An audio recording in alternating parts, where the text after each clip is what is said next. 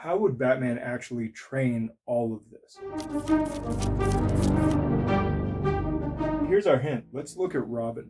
This is a really, really important part.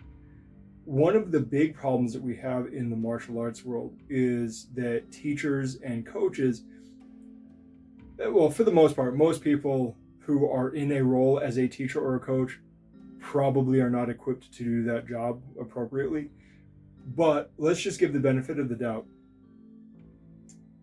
Most of them are training people with some very, very fixed ideas of how things should look, how things should function, without any regard for individualization, without any regard for certain people's limitations or creative potential or just natural individual variation.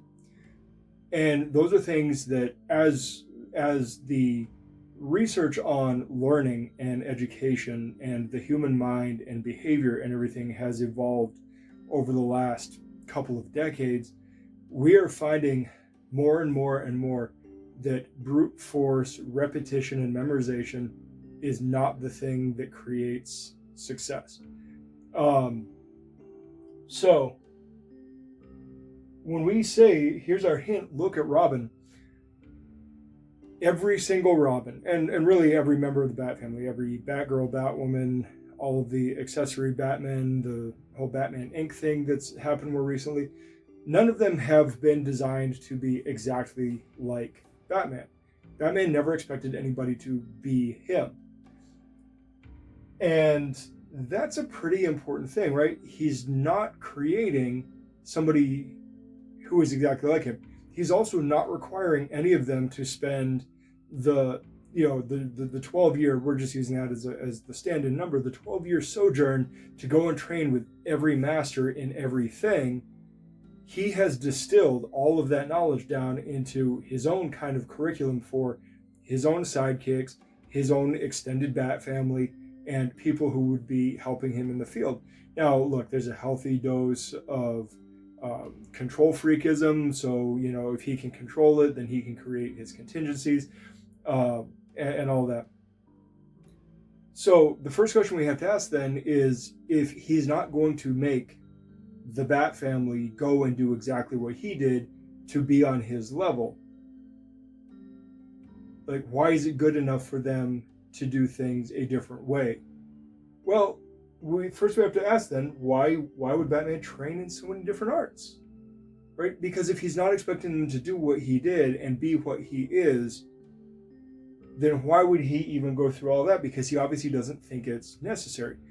The easy answer, the obvious answer, is that at his core, Bruce Wayne, Batman, is roughly an empiricist, right? Now look, he is absolutely a master logician. He would understand all things about logic and how to put puzzle pieces together and all of that, right? That's part of the whole detective work and everything. But he's an empiricist. He wants to make sure that he leaves no stone unturned, that he has all of the data that he can possibly have. So most fundamentally speaking, what we need to understand is that Batman is just looking to make sure that he's not missing anything. Our biggest role as somebody training and as somebody that is perhaps coaching other people is, like, what creates failure the most in combat? Well, being fooled by randomness, right? Being fooled by novelty, being fooled by things that you have not seen before. So the idea is to be ignorant of nothing. And while it would be impossible to be absolutely keyed into absolutely everything, because the amount of variation, let alone the amount of techniques or anything, right? But the amount of variation is quasi-infinite, right? And so you need a more generalized and adaptable platform. So Bruce's entire journey to know everything wasn't so that he could train his sidekicks to know everything.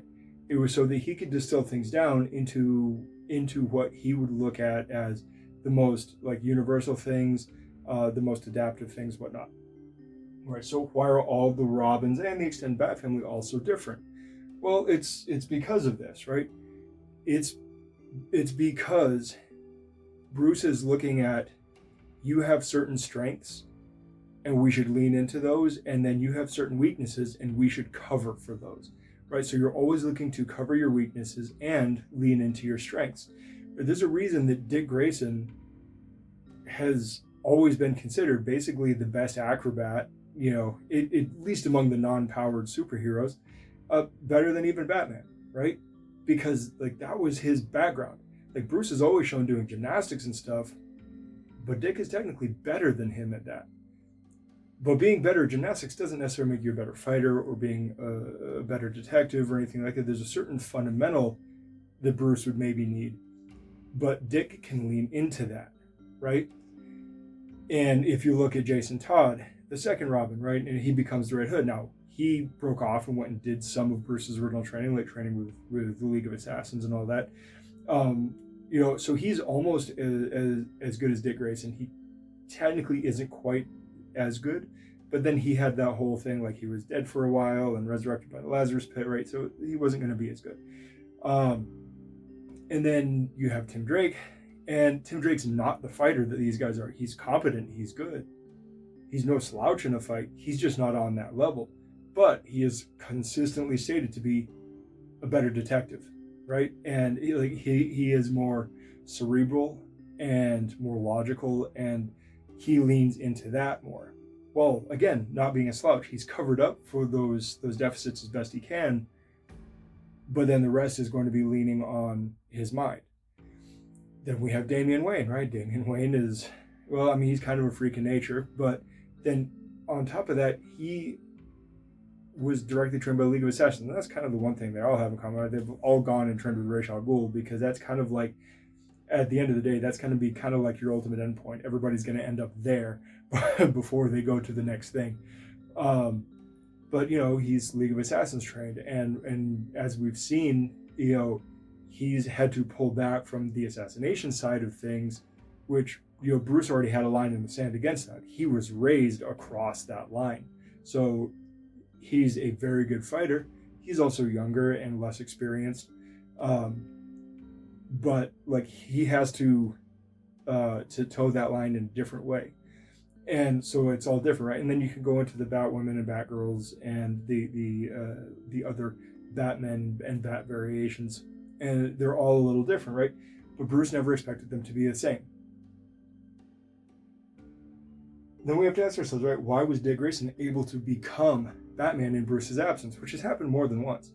To the point where, at this point in time in the comics, Dick Grayson is looked at by Bruce himself and by others as Batman's equal, and they're not looked at as the same person. And they're even drawn differently in the comics. Dick Grayson still keeps his very acrobatic Nightwing style about his combat and environmental movement that is different from Batman's. So like they're even drawn differently because we know they're different characters and they have their own personalities and their own style about them, despite the fact that Dick almost exclusively comes from Batman's own cloth, right? And it wasn't until he took on the mantle the most recent time that he really finally grew into it and accepted that responsibility in that role and became a true equivalent to Batman. And again, it wasn't by him copying Batman. It wasn't hit by him becoming Bruce Wayne. It was him leaning into all of those lessons, all of those fundamentals that Bruce taught. And that is what the most important thing is here. And that's where we get down to what we're really talking about. And now, look, we are only talking about martial arts in this video. We're not talking about all the other stuff. However, this will apply cross-discipline. So your first thing is to identify your universals. Humans are humans. Now, look, I know in DC, you've got a lot of metahumans, you've got monsters and creatures and stuff, and that's a whole different ballgame, right? But for the most part, humans are humans.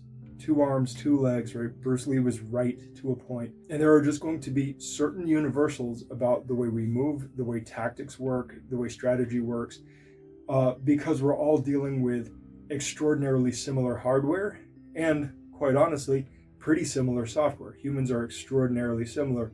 There is a lot of individuation, a lot of variability, but it's very minor variability. It's not massive variability. And then from those universals, you're going to create conditions for the outcomes that you're looking for. So if you're looking at certain techniques, certain strategies, certain tactics, you're going to create conditions, you're going to learn how to create conditions in your training and in application, how to find those things, right? You're creating these algorithms of if then scenarios. If I am in this orientation to my opponent within the environment, then I am capable of doing this thing. And if I'm after this certain outcome and I am so many steps away, I need to identify the steps to get there, right?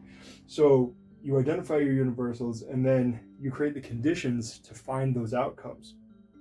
And then you're going to want to be training in bite-sized pieces to streamline the decision making. This is something that I talk about all the time. Too many martial arts schools go from static drilling to free sparring with nothing in between. And those intermediary steps are the things that actually build you up and develop skill. Like, static drilling doesn't actually build skill. Static drilling just gives you a North Star to navigate towards. And free sparring is just the application of the thing within certain safety limits. Neither one of those really helps you with like decision making under stress, right? And so you find bite-sized pieces to streamline the decision making. What do I mean by streamline the decision making? What we're talking about is being able to monitor and regulate stress so that you can find things, and using certain bumpers, bumper rails like in bowling, right?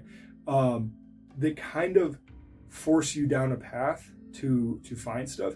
And over time, you can create larger, more open-ended games that will allow you to find that stuff more freely. But if you want to coax responses out, you want to find things that force decision-making in a very constrained way that allows you to search for those certain outcomes.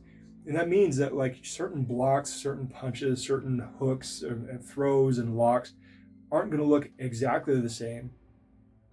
But if you're following these universal principles of like anatomy, human psychology, basic tactics and stuff, you're going to find things that are more similar than they are different. And that's going to be a really important part of it. And then you're going to have to rotate through strategies and tactics, right? Because if you're dealing with bite-sized pieces, you have to find a way to get to the whole thing over time in a regular fashion, where we know that practice takes a lot of repetition over time. It's not something that you can just do once and it's good. You need consistency over time. Like the definition of Kung Fu, right, is the result of hard work over a long time. And so you have to find ways to rotate through these strategies and tactics in a regular enough way that you're never leaving anything unturned. And then, of course, you're going to have to adjust based on performance. Now, most of us are not going out and chasing down Killer Croc. Most of us are either just sparring or going to competitions, or some of you may be, in fact, involved in security professions and whatnot. And so when you're looking at performance, you are going to have to be looking at how did I apply? Where did I fail? Did I come up against something that was very novel that I have to make adjustments for? Anytime you find novelty, you're going to have to make adjustments. And that's going to be really important. Now, here's something that I said in a different video, and this was outside of the Batman series, but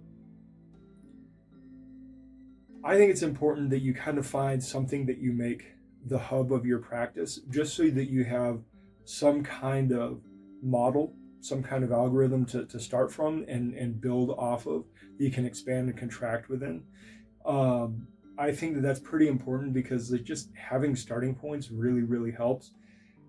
And that means that like if you do stuff, like if you're a wrestler and you want to expand out to jacket stuff, you may not be able to find an appropriate judo or jiu-jitsu school or whatever, depending on your location. But you can still play with that stuff. You just have to have appropriate training partners and develop appropriate training games to work on things like how to manipulate the gi to do stuff. And that's going to be pretty important. And you can do that and identify, again, go down this, you can identify all of these pieces. And then if you gain inspiration from like going to a seminar or reading a book, watching a video, or even just like, being casual with other martial artists and just picking up a piece of this, piece of that. I've never met a single martial artist who hasn't, who's been around for a while, who hasn't just randomly picked up stuff from outside disciplines just because they're paying attention and going, hey, I like this, right? And they add it into their practice, and if they find a way to make it fit and flow within their model, and they're not lying about, oh, now I've trained this style. They're not lying about it that way. They're just taking an idea and running with it and applying it inside of their own inner framework, inside of their own model. And so that's kind of the thing that we have to do. So again, not only do you not need to train 127 arts, even if you were just training like the 9 arts or the 9 kind of groupings of arts or types of arts, which again could be compressed into fewer because some are kind of multifaceted, that we talked about last time, you could still do so from a centralized framework of, here is my central piece, and I'm going to be kind of cherry picking pieces of this and that. I want Aikido's break falls, and I want Judo's gi grips, and I want Chinese weapons, and I want karate's body structure, stuff like that. You find ways to apply that within whatever your core framework is. And again, it's not the necessity of you needing to train all of these different styles. It's more the necessity of finding strategies within whatever framework makes sense to you. And it should be an ever-evolving framework. But finding strategies within that framework that allow you to account for and adapt to variability and novelty. Because the more that you can do that, the less you will be fooled by randomness, to borrow from Nassim Taleb. Because being fooled by randomness is the thing that's going to get you beat. Being fooled by things that you just have no answer for is going to be the thing that gets you in trouble. You want to be able to have answers for things, even if those are just kind of like on the fly, make it up as you go kind of answers. It's important for you to know that. If you know how the human body works, if you know how joints work, you can figure out joint locks without ever having been formally taught them. You can figure out throws if you understand balance and structure and momentum and leverage and things like that. You can figure out striking if you understand, things about like creating impact and accelerating your body to create impact, and being able to resist and receive force in return.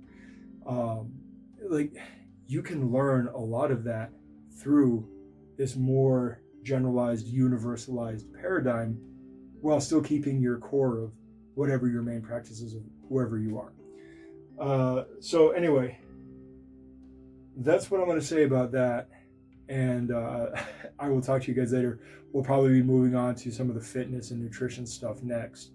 But if you have questions, of course, feel free to leave them in the comments and whatnot. And if it's something that is worth a video, I'll make a video about it. Maybe. We'll see. Talk to you guys later. Good journey.